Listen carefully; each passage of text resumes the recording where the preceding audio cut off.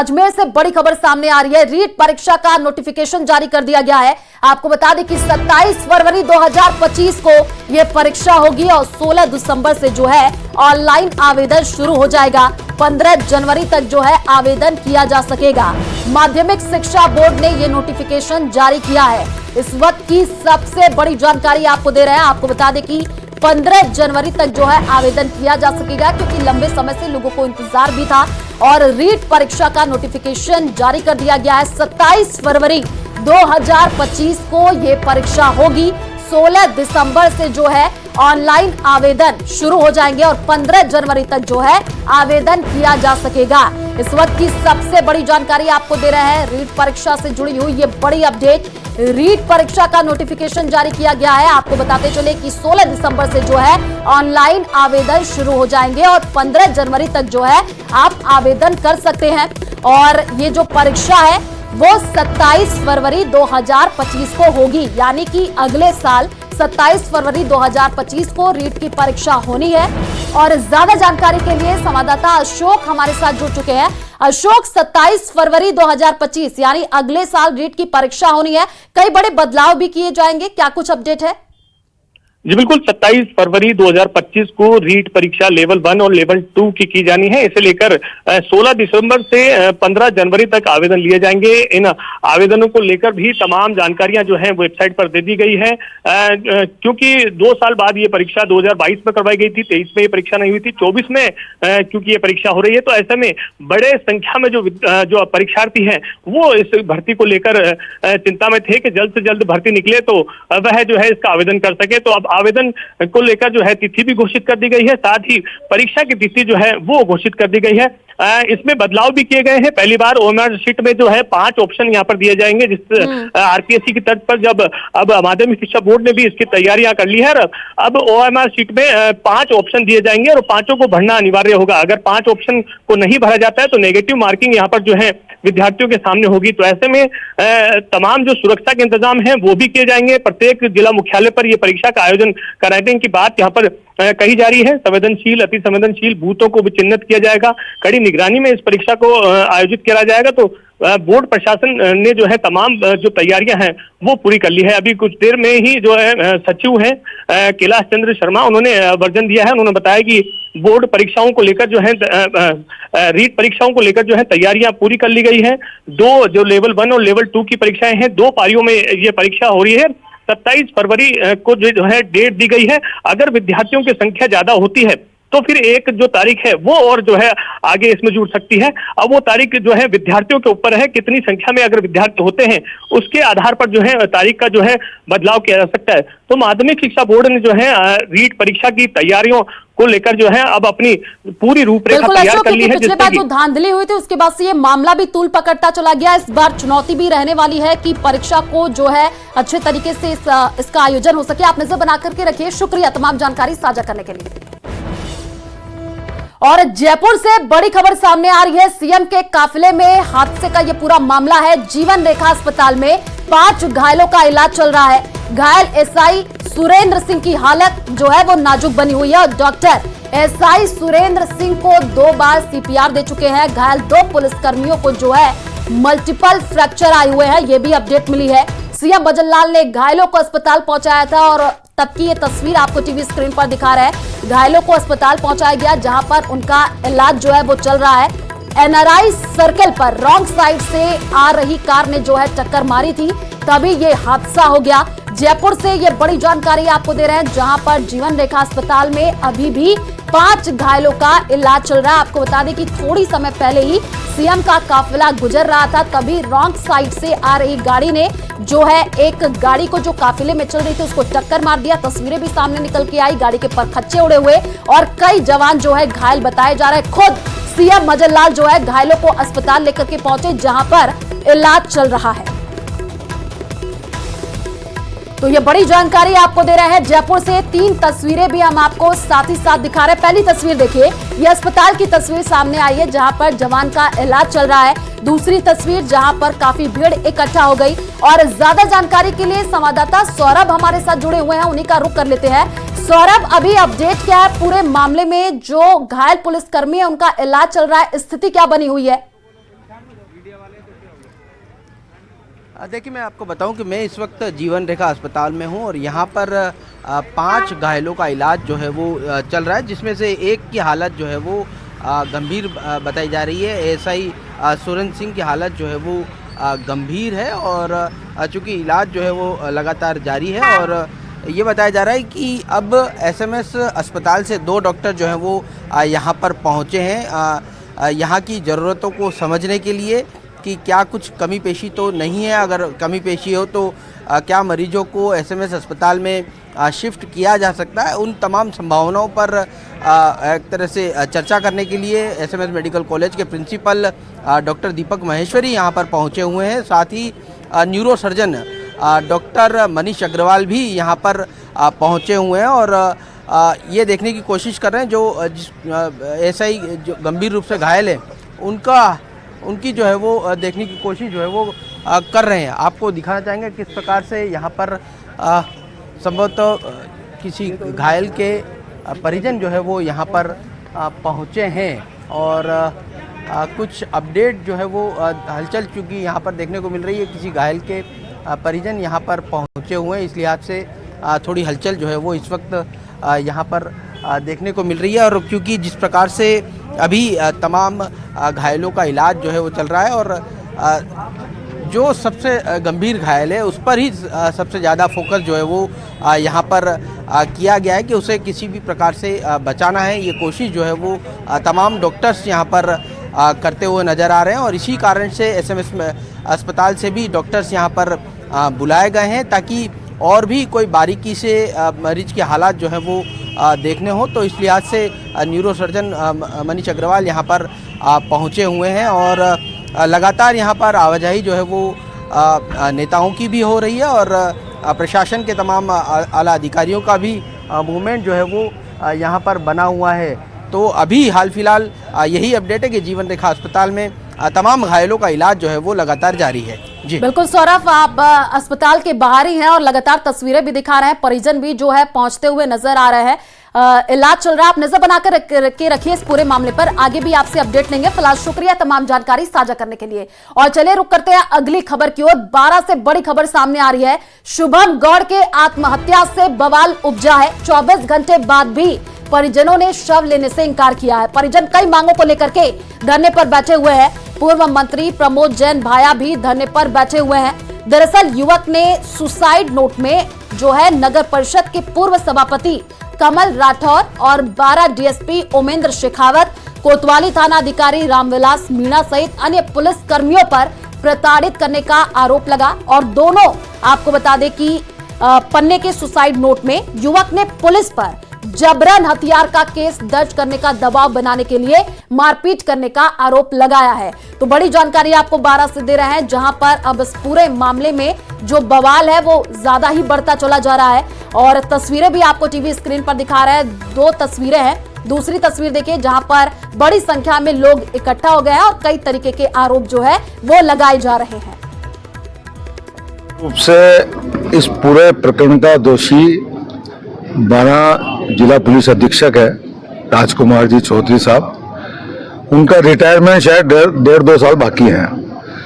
उनको भाजपा के नेताओं ने संरक्षण दे रखा है कि भाई तुम्हारा यहाँ से ट्रांसफर नहीं किया जाएगा, आप कांग्रेसियों को प्रताड़ित करो। उसी क्रम में कांग्रेस के कार्यकर्ताओं के खिलाफ, हमारे खिलाफ झूठे प्रकरण दर्ज करना और जो हालात यूपी और बिहार में नहीं है वो हालात राजकुमार चौधरी साहब ने 12 जिले में पैदा किए हैं। युवक के परिजनों के द्वारा कल एक रिपोर्ट दी गई थी और उस रिपोर्ट के साथ हमने जो है उसका ओरिजिनल सुसाइड नोट और मोबाइल के लिए कहा था, लेकिन अभी तक जो है उपलब्ध नहीं कराया गया है।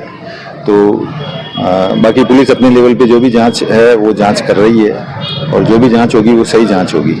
आज उसका युवक का पोस्टमार्टम होना था। उसका जो शव है वो मोर्चरी में रखा हुआ है।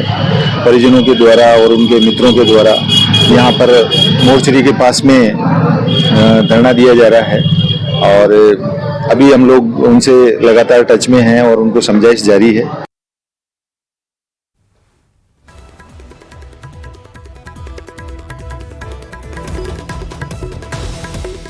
और ज्यादा जानकारी के लिए संवाददाता विपिन हमारे साथ जुड़ चुके हैं। विपिन, 24 घंटे बाद भी परिजनों ने शव लेने से इनकार कर दिया है, धरने पर बैठे हुए हैं, क्या क्या मांगे की जा रही है, अपडेट क्या है पूरे मामले में? बिल्कुल अपडेट देना चाहूंगा, क्योंकि कल दोपहर में जब शव आत्महत्या हुई थी और शव को अस्पताल लाया गया था, उसके बाद उसका सुसाइड नोट सामने आया। सुसाइड नोट में पूर्व सभापति कमल राठौड़ सहित कुछ पुलिस वाले हैं जिनका नाम था कि इनकी प्रताड़ना से, उसे झूठे हथियार के केस में फंसाना चाह रहे थे, उन्हीं की प्रताड़ना से जो मैं आत्महत्या कर रहा हूँ, इस तरह का एक सुसाइड नोट मिला था, जिससे आक्रोशित लोगों ने उसका शव लेने से इनकार कर दिया और जो जो सुसाइड नोट में नाम थे उन सभी के खिलाफ नामजद FIR मुकदमा दर्ज करने की मांग की। पुलिस जो है वो मुकदमा दर्ज नहीं कर रही है, क्योंकि पुलिस के अधिकारी हैं, DSP है, SHO लेवल के अधिकारी हैं उस सुसाइड नोट में जिनका नाम है। ऐसे में पुलिस जो है उसकी मां के FIR पर पुलिस ने मुकदमा दर्ज नहीं किया, जिसके बाद जो युवक है उसके समर्थन में जो कांग्रेस पूर्व मंत्री हैं, कांग्रेस के प्रमोद जैन भाया, वो और करीबन आधा दर्जन बड़े नेता जिसमें 4 पूर्व विधायक भी शामिल थे, वो आज सुबह धरना स्थल पे पहुंचे और धरना स्थल पर फिलहाल अभी भी वो लोग बैठे हुए हैं। उनकी सबसे पहली मांग है कि नामजद जो सुसाइड नोट में नामजद है आरोपी सभी के खिलाफ मुकदमा दर्ज किया जाए। दूसरी मांग जो है उनको, क्योंकि SP के ऊपर आरोप लगा रहे हैं कि SP जो है वो भाजपा के कहने में कहीं चल रहे हैं और अपराध को बढ़ावा दे रहे हैं और झूठे मुकदमे जो है लोगों पर दर्ज किए जा रहे हैं, तो SP को हटाने की उनकी दूसरी मांग है। और बता दूं कि इस वक्त जो है जिला कलेक्टर के साथ उनकी बैठक चल रही है, कांग्रेस के नेता और जो परिजन है वो अपनी डिमांड जिला कलेक्टर को इस वक्त बता रहे हैं। करके रखिए, आगे भी आपसे अपडेट लेंगे। फिलहाल शुक्रिया तमाम जानकारी साझा करने के लिए। और बालोतरा से बड़ी खबर सामने आ रही है, युवक की चाकू मार करके हत्या का यह पूरा मामला है। आरोपी की गिरफ्तारी की मांग को लेकर के प्रदर्शन किया जा रहा है। ग्रामीण पिछले कई घंटों से धरने पर बैठे हुए हैं। पूर्व विधायक मदन प्रजापत, भाजपा नेता गणपत बांछिया सहित समाज के और स्थानीय लोग जो है वो धरने पर बैठे हैं। परिजनों ने शव लेने से इनकार कर दिया है और परिजनों का यह कहना है कि जब आरोपी की गिरफ्तारी और अन्य मांगों पर सहमति जब तक नहीं होती है तब तक शव मोर्चरी से नहीं उठाया जाएगा। तो बड़ी अपडेट आपको बालोतरा से दे रहे हैं, तस्वीर सामने आई है, देखिए बड़ी संख्या पे जो है धरने पर यहाँ पर लोग बैठे हुए हैं और कई घंटों से ये धरना चल रहा है। कई तरीके की मांगे की जा रही है। खाली मजूरी में आया तो टेंट लगा हुआ बीच रास्ते में, खाली वो टेंट को खोल दो तो उनको लड़ दो, नहीं होती तो उन्हें जोड़े नहीं, वो उन्हें जोड़े खाली के रास्ते में कोई कोई यो करीब वो कोने एक तो मेघ वाल के डेढ़ के बाद सीधे सब कुछ पहनाया उन्हें खाली मारे भाई नहीं मारी है मारे बींदली जी ब्याह 10 महीना आज मारो बींदली बिली मरी है ना बिली टाइम बेड़ भी बड़ा मरी है, मार तो गरीब पूरा सत्यानाश कर दिया है। राष्ट्र ने मतलब सरकार ने पहुंची होनी चाहिए, अगर पहुंच नहीं बैठो प्रशासन के साथ में वार्ता लगातार 24 घंटे से हम उनके संपर्क में है, लेकिन वो आश्वासन नहीं दे रहे हैं। अभी तक इस पे कोई सख्त कार्रवाई दिखाई नहीं दे रही है और जनता में बहुत बड़ा आक्रोश है। हमारी वाजिब मांग है कि विष्णाराम की जो ये जघन्य हत्या हुई है तो उस हत्या में जो हत्यारे हैं वो उनको तुरंत प्रभाव से गिरफ्तार किया जाए। कल दोपहर में बालोतरा में चाकूबाजी की घटना हुई, जिसमें जो विक्टिम था वो बाद में मृत घोषित कर दिए गए थे। तो गंभीरता को देखते हुए मुकदमा दर्ज करके अनुसंधान DYSP स्तर के अधिकारी को दिया गया। टोटल जिले की 10 टीमें बना रखी है, जो कि जोधपुर, शेरगढ़, बीकानेर, बाड़मेर, देवी सदी में बालोतरा जिले में देवी सदी जो भी पुराने एसोसिएट्स थे मुंजिम के तथा जो भी उनके रिलेटिव्स हैं जो कि इस तरह की उनके चीजों में उनके साथ शामिल थे, उनको उठा के पूछताछ जारी है। और ज्यादा जानकारी के लिए संवाददाता प्रेमदान हमारे साथ जुड़ चुके हैं। प्रेमदान, क्या अभी आरोपियों की गिरफ्तारी हुई है? क्या पुलिस कैसे इस पूरे मामले में कार्रवाई आगे बढ़ा रही है?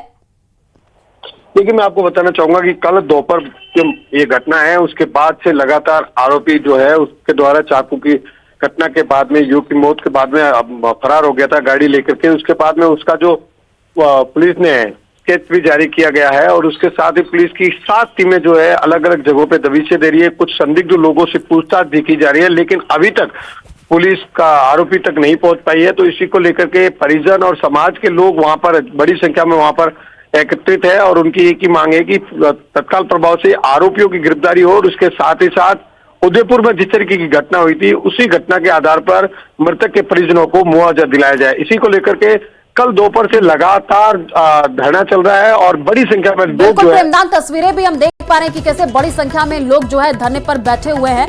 शुक्रिया तमाम जानकारी साझा करने के लिए।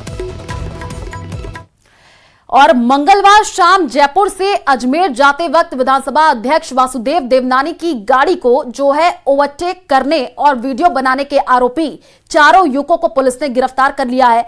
पुलिस गिरफ्त में आए चारों युवक बगरू थाना इलाके के फतेहपुरा गांव के रहने वाले हैं। आरोपियों ने स्पीकर की सुरक्षा में सेंधमारी क्यों की, इस बात जो है उनसे पूछताछ की जा रही है। इसी पर देखिए ये रिपोर्ट।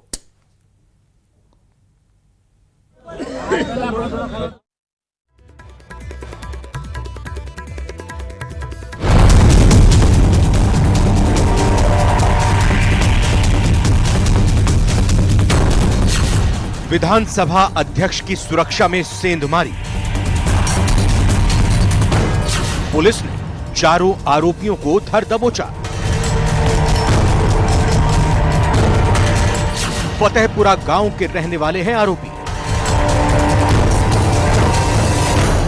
विधानसभा स्पीकर की गाड़ी को ओवरटेक कर उनका वीडियो बनाने वाले सभी आरोपियों को पुलिस ने गिरफ्तार कर लिया है, जिनमें एक नाबालिग भी शामिल है। गणेश, राहुल, साहिल कुमावत और लोकेश यादव को बगरू थाना इलाके से गिरफ्तार किया गया है। सभी आरोपी फतेहपुरा गांव के बताए जा रहे हैं। फिलहाल पुलिस उनसे पूछताछ कर रही है कि इन्होंने स्पीकर वासुदेव देवनानी की गाड़ी को ओवरटेक क्यों किया। बगरू थाना क्षेत्र में माननीय स्पीकर महोदय जब प्रस्थान कर रहे थे तो कुछ युवकों ने बार बार उनकी गाड़ी को ओवरटेक कर ओवर स्पीडिंग करते हुए वीडियो बनाने की कोशिश की। इस तरह उन्होंने न केवल माननीय स्पीकर महोदय बल्कि वहां जो आमजन वाहन चालक थे उनकी सुरक्षा को भी खतरा उत्पन्न किया। इस संबंध में बगरू थाना क्षेत्र में एक प्रकरण दर्ज कर अनुसंधान आरंभ किया गया है। इसी संबंध में 4 युवकों को गिरफ्तार किया गया, एक नाबालिग को निरुद्ध किया गया। प्रकरण में अग्रिम अनुसंधान जारी है। दरअसल सुरक्षा में सेंधमारी की घटना मंगलवार शाम की है, जब विधानसभा अध्यक्ष जयपुर से अजमेर अपने घर जा रहे थे। इसी दौरान कार सवार युवकों ने पहले उन्हें ओवरटेक किया और उसके बाद उनकी वीडियो बनाने लगे। कार देखकर सुरक्षाकर्मी सन्न रह गए। इस बीच सुरक्षाकर्मियों ने कार को पकड़ने की कोशिश की, लेकिन आरोपी युवक गाड़ी को तेजी से लहराते हुए भाग निकले। घटना का पता चलते ही डीसीपी वेस्ट अमित कुमार बुढ़ानिया ने त्वरित एक्शन लेते हुए स्पेशल टीम गठित की।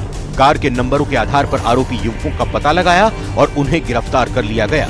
जयपुर से न्यूज़ 18 के लिए विष्णु शर्मा की रिपोर्ट।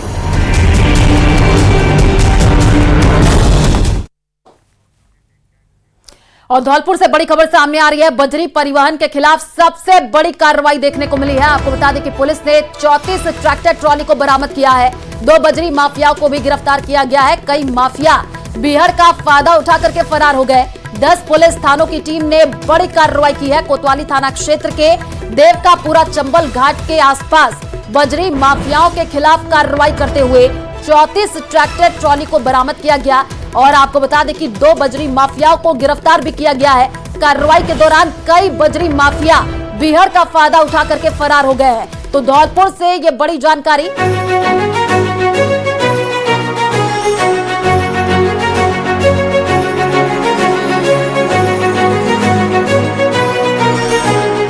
हम एक हफ्ते से सिर्फ ये डिसाइड करें कि हम कैसे आपको कहेंगे प्राइम मिनिस्टर जी, प्रधानमंत्री जी। मैं भी आपका परिवार का हूं भाई।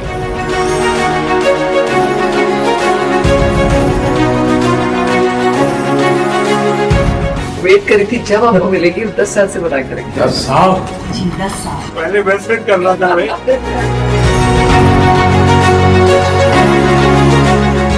राज कपूर साहब ने दुनिया में भारत के सॉफ्ट पावर की ताकत को एस्टैब्लिश कर दिया।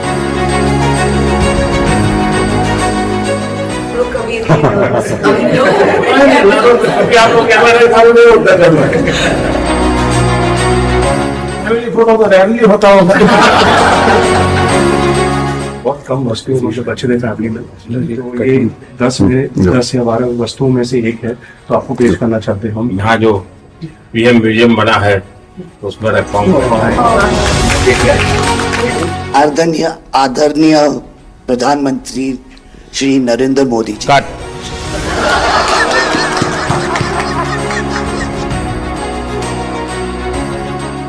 पिछले हफ्ते जो हमारी व्हाट्सएप फैमिली ग्रुप है, हमें एक हफ्ते से सिर्फ ये डिसाइड करें कि हम कैसे आपको कहेंगे प्राइम मिनिस्टर जी, प्रधानमंत्री जी। रीमा बुआ मेरे को रोज फोन करके पूछ रही है क्या मैं ये बोल सकती हूँ, क्या मैं ये वो बोल सकती हूँ। मैं भी आपका परिवार का हूँ भाई, आपको जो मर्जी पड़े वो बोलिए। बहुत अच्छा डट के आदरणीय प्रधानमंत्री श्री नरेंद्र मोदी जी। कट।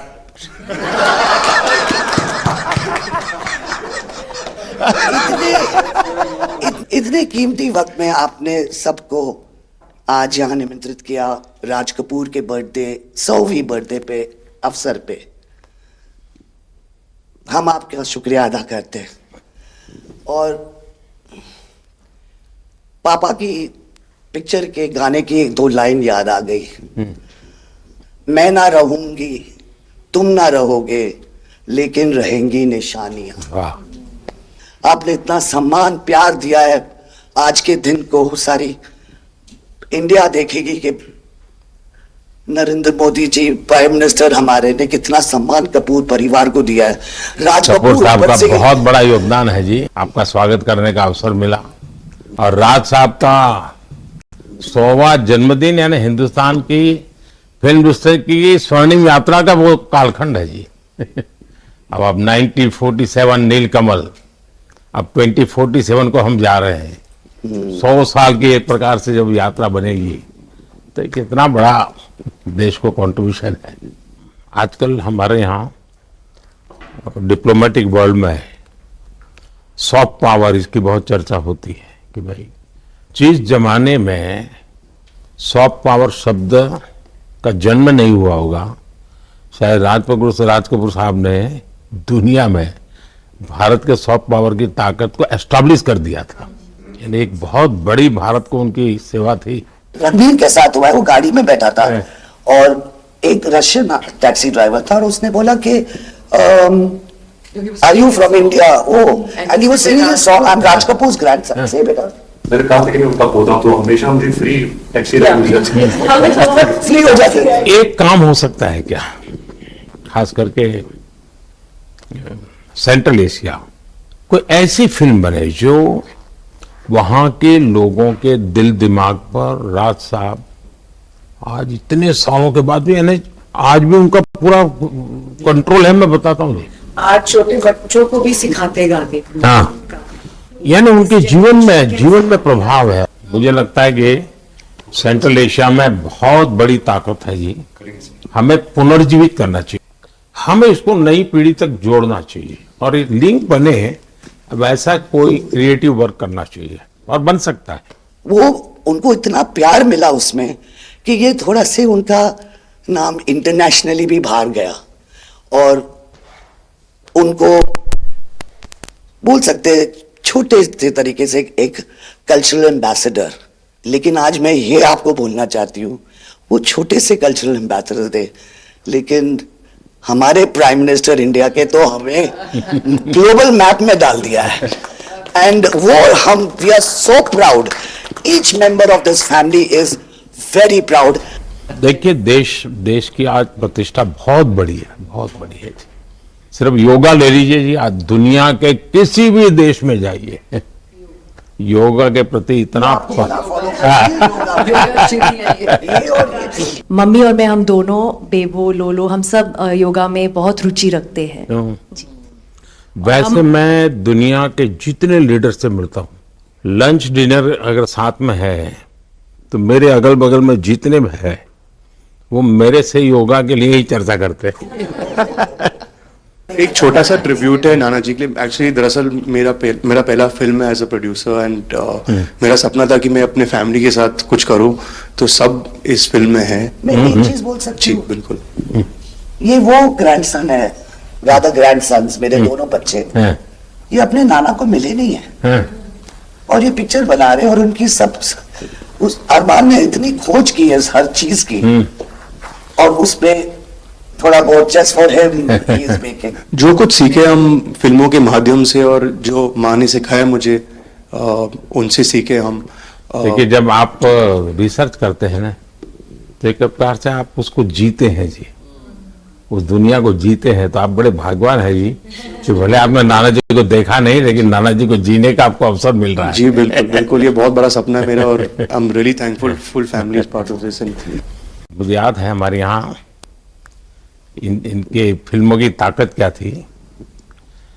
जनसंघ का जमाना था और दिल्ली का चुनाव था, तो चुनाव में जनसंघ के लोग हार गए।